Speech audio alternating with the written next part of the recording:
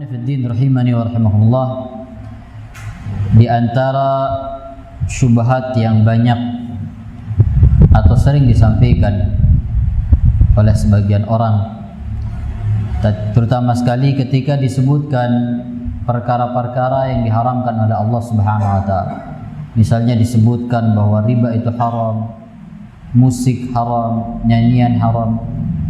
Sebagian mereka akan mengatakan, kalian mengharamkan semua yang kami lakukan, atau kalian tidak ingin melihat orang bahagia, atau kalian telah mempersempit kehidupan orang. Ucapan-ucapan ini terkadang masih kita dengarkan dari sebagian orang, dan tentu ucapan ini adalah ucapan yang tidak ada dasarnya, diucapkan semata-mata karena hawa nafsu. Padahal apa yang Allah Subhanahu wa taala haramkan, apa yang Allah Subhanahu wa taala larang, itu jauh lebih sedikit dari apa yang Allah Subhanahu wa taala bolehkan. Makanya semua yang diharamkan oleh Allah Subhanahu wa taala telah disebutkan dalam Al-Qur'an. Wa qad fassala lakum ma hurrima 'alaikum. Telah dijelaskan apa yang telah diharamkan atas kalian. Semuanya telah disebutkan di dalam Al-Qur'an, disebutkan dalam hadis Nabi sallallahu alaihi wasallam.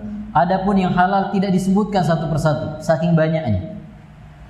Kalau seandainya semua yang dihalalkan oleh Allah disebutkan semuanya dalam Al-Quran, maka Al-Quran ini akan menjadi kitab yang sangat besar sekali. Hadis-hadis Nabi SAW akan sangat banyak. Dan ulama menyebutkan bahwasanya al-aslu fil asya' al-ibahah. Hukum asal dari segala sesuatu adalah boleh, sampai ada dalil yang mengharamkannya. Ini menunjukkan bahwa ucapan yang disebutkan oleh sebagian orang yang mengatakan bahwa semua kalian haramkan, semua tidak kalian bolehkan, ini adalah ucapan yang tidak ada dasarnya, ucapan yang hanya diucapkan oleh orang-orang yang mengikuti hawa nafsunya. Lihat saja di bulan Ramadan ini, apa yang Allah Subhanahu wa taala tidak bolehkan, hanya sedikit. Kita pun diperintahkan berpuasa hanya setengah hari saja. Setelah itu kita dibolehkan melakukan apa yang tadi dilarang oleh Allah Subhanahu wa taala untuk kita lakukan di siang bulan Ramadan.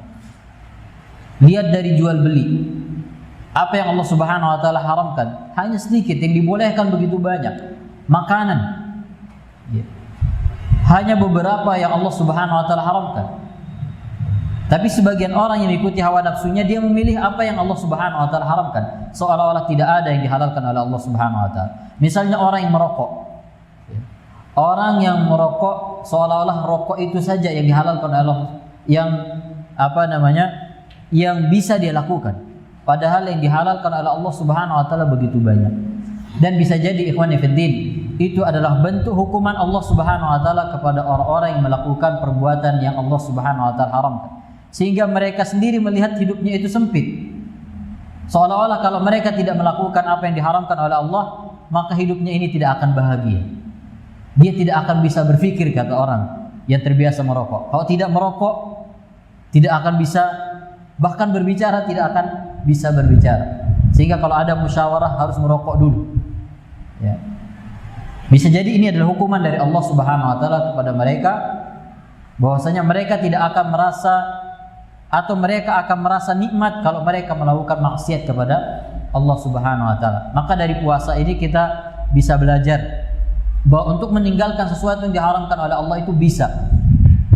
Buktinya Allah Subhanahu wa taala melarang kita untuk makan dan minum dan melakukan pembatal-pembatal puasa di siang bulan Ramadan, bisa kita tinggalkan. Bahkan orang yang merokok, yang katanya kalau tidak merokok dalam waktu 10 menit pusing, ya, mereka bisa tidak merokok dari subuh sampai maghrib.